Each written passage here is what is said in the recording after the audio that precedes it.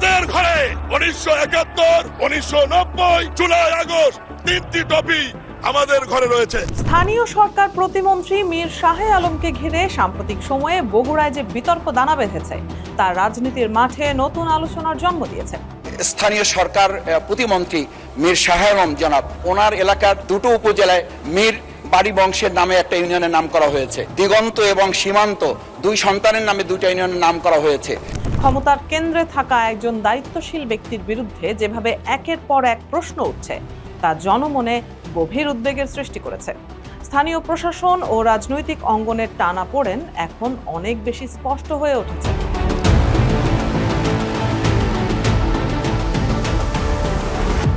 বগুড়ার 4টি ইউনিয়ন পরিষদের নামকরণ নিয়ে যে জটিলতার সূত্রপাত হয়েছে তা কেবল প্রশাসনিক সিদ্ধান্তের বিষয় নয়, বরং এর সঙ্গে স্থানীয় রাজনীতির সমীকরণ জড়িত। স্থানীয় মানুষ এই নামকরণের নেপথ্যে ভিন্ন কোনো উদ্দেশ্য খুঁজছেন।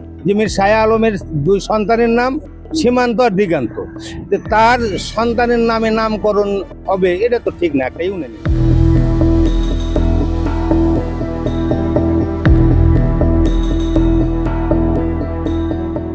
কিন্তু প্রশাসনের পক্ষ থেকে যে যুক্তি দেয়া হয়েছে তা স্থানীয় সাধারণ মানুষের কাছে গ্রহণযোগ্যতা পায়নি। জনশ্রুতি রয়েছে এই নামকরণ প্রক্রিয়ায় যারা জড়িত ছিলেন তাদের রাজনৈতিক পরিচয় নিয়ে বিতর্ক রয়েছে। গণশুনানির নামে যে প্রক্রিয়া সম্পন্ন করার দাবি করা হচ্ছে তার সত্যতা নিয়ে খোদ স্থানীয় বাসিন্দারাই সংশয় প্রকাশ করেছেন।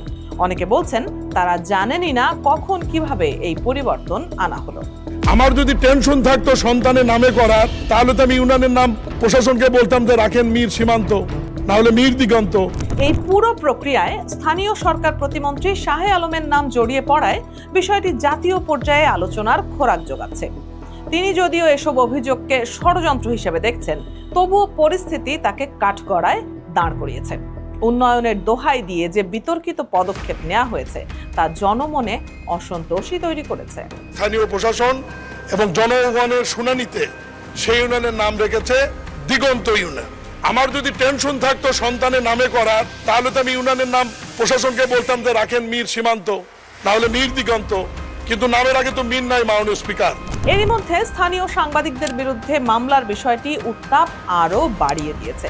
কোনো সংবাদ প্রকাশের জেরে সাংবাদিকের বিরুদ্ধে সাইবার সুরক্ষা আইনে মামলা করার ঘটনা নতুন নয়।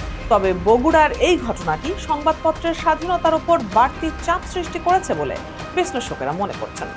প্রতিমন্ত্রী বা তার অনুসারীদের পক্ষ থেকে দাবি করা হচ্ছে যে উন্নয়নের কাজ শুরু হওয়ার কারণেই একটি পক্ষ ঈর্ষান্বিত হয়ে ষড়যন্ত্র করছে। তবে সাধারণ মানুষ উন্নয়নের বদলে এই বিতর্কিত কর্মকাণ্ড নিয়ে বেশি চিন্তিত। একটি জনপদের নাম পরিবর্তনের মতো স্পর্শকাতর বিষয়ে জনমতকে উপেক্ষা করা কতটা যৌক্তিক তা নিয়ে প্রশ্ন থেকেই যায়। বগুড়ার স্থানীয় রাজনীতির দীর্ঘ ইতিহাস পর্যালোচনা করলে দেখা যায় এখানে অনেক বড় বড় ঘটনা ঘটেছে, কিন্তু নাম পরিবর্তন নিয়ে এমন অস্থিরতা খুব একটা দেখা যায়নি। এবারের পরিস্থিতি তাই অনেকটাই ব্যতিক্রমী। স্থানীয় প্রশাসন ও জনপ্রতিনিধিদের মধ্যে সমন্বয়হীনতা এই পরিস্থিতির জন্য অনেকাংশে দায়ী। প্রতিমন্ত্রীর ব্যক্তিগত ভাবমূর্তি এবং তার রাজনৈতিক দলের অবস্থানের ওপর এই বিতর্কের প্রভাব পড়ছে কিনা তা নিয়ে দলের ভেতরের ও বাইরের মহলে আলোচনা চলছে। রাজনৈতিক বিশ্লেষকরা মনে করছেন দ্রুত এই সংকটের সমাধান না হলে ভবিষ্যতে আরও বড় সংকটের মুখে পড়তে হতে পারে। স্থানীয় সরকার মন্ত্রণালয় যে এই পুরো বিষয়টি মনিটর করছে তা বোঝা যাচ্ছে, তবে প্রশাসনিক পদক্ষেপগুলো কতটা নিরপেক্ষ হচ্ছে তা নিয়ে প্রশ্ন রয়েই গেছে। বিতর্ক নিরসনে আলোচনার চেয়ে আইনি ব্যবস্থার পথ বেছে নেওয়াটা সাধারণ মানুষের মনে ভয়ের সঞ্চার করছে। গণশুনানির নামে যে তথাকথিত প্রক্রিয়া সম্পন্ন হয়েছে সেখানে যুবদল নেতাদের নাম জড়িয়ে পড়ায় বিষয়টি আরও ঘোলাটে হয়ে গেছে। এর মাধ্যমে কি কোনো রাজনৈতিক সমঝোতার ইঙ্গিত পাওয়া যাচ্ছে, নাকি এটিও এক বিশাল ষড়যন্ত্রের অংশ?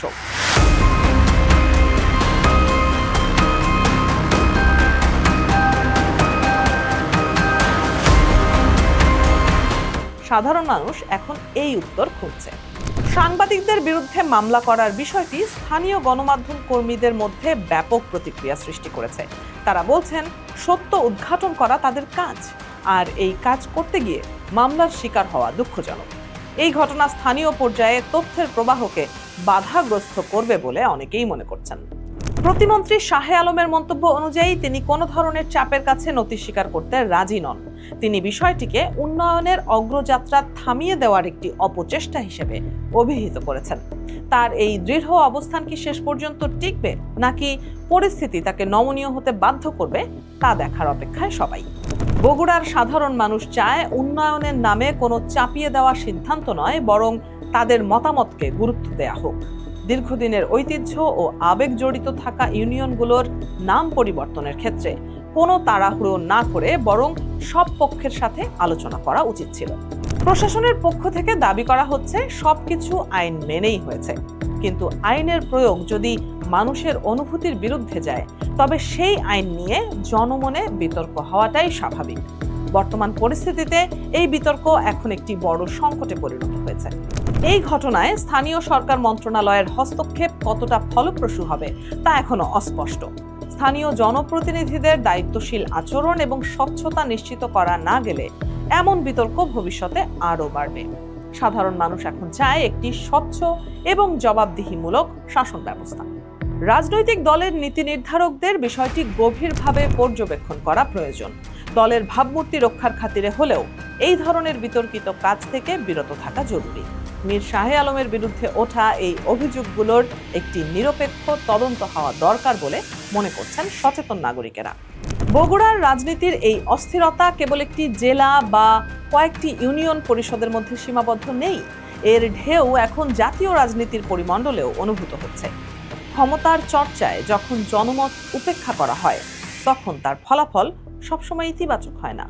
সাংবাদিকদের বিরুদ্ধে দায়ের করা মামলার ভবিষ্যৎ কি হবে তা নিয়ে এখন আইনি লড়াই শুরু হওয়ার সম্ভাবনা তৈরি হয়েছে।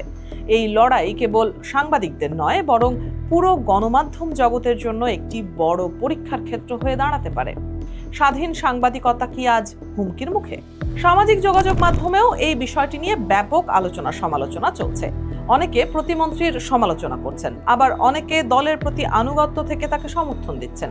এই বিভক্তি সমাজের মূল কাঠামোর ওপর নেতিবাচক প্রভাব ফেলছে। উন্নয়নের নামে কোনো কিছু চাপিয়ে দেওয়ার সংস্কৃতি থেকে বেরিয়ে আসা জরুরি। স্থানীয় সরকার প্রতিষ্ঠানের কাজ হলো জনগণের সেবকের ভূমিকা পালন করা, নির্দেশক নয়।